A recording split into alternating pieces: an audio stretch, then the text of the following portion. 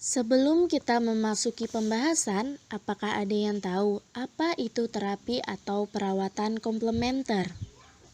Terapi atau perawatan komplementer menurut Andrews et al. Tahun 1999 mengatakan bahwa komplementer adalah penggunaan terapi tradisional ke dalam pengobatan modern. Terapi komplementer juga ada yang menyebutnya dengan pengobatannya yang holistik. Pendapat ini didasari oleh bentuk terapi yang mempengaruhi individu secara menyeluruh, yaitu sebuah keharmonisan individu untuk mengintegrasikan pikiran, badan, dan jiwa dalam kesatuan fungsi. Definisi tersebut menunjukkan terapi komplementer sebagai pengembangan terapi tradisional yang diintegrasikan dengan terapi modern yang mempengaruhi keharmonisan individu dari aspek biologis, psikologis, dan juga spiritualnya.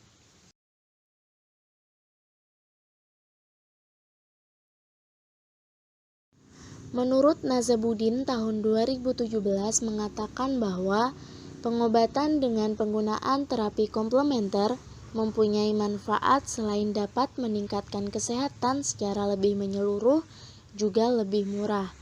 Terapi komplementer terutama akan dirasakan lebih murah bila klien dengan penyakit kronis yang harus rutin mengeluarkan dana.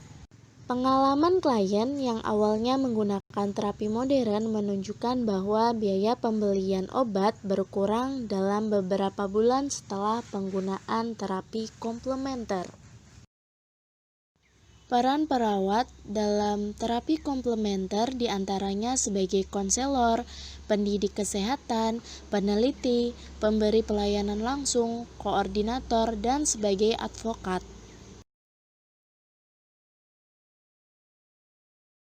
Oleh karena itu, perawat perlu mengetahui terapi komplementer diantaranya untuk membantu mengkaji riwayat kesehatan dan kondisi klien, menjawab pertanyaan dasar tentang terapi komplementer, dan merujuk klien untuk mendapatkan informasi yang reliabel, memberi rujukan terapis yang kompeten, ataupun memberi sejumlah terapi komplementer.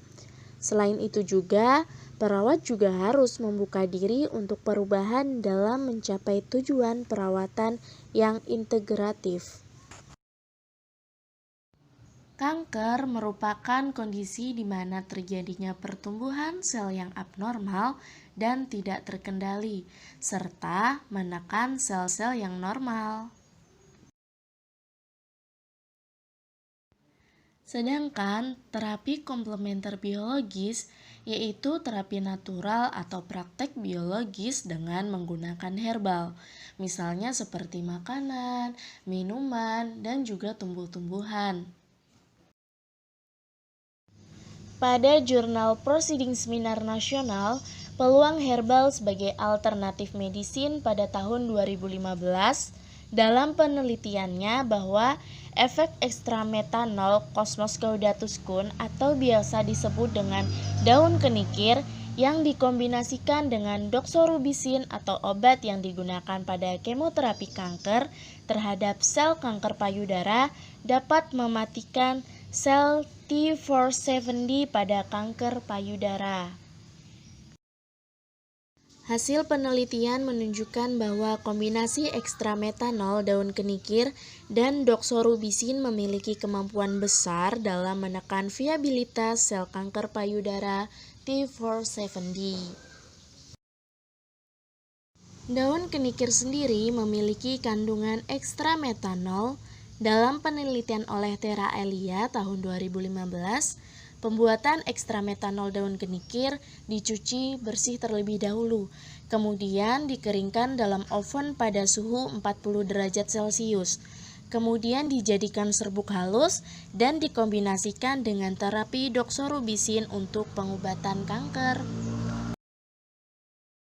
Jadi teman-teman, kesimpulannya adalah sesuai dengan surah Yunus ayat 57 yang berbunyi, "Hai manusia, sesungguhnya telah datang kepadamu pelajaran dari Tuhanmu dan penyembuh bagi penyakit-penyakit yang berada dalam dada, dan petunjuk serta rahmat bagi orang-orang yang beriman.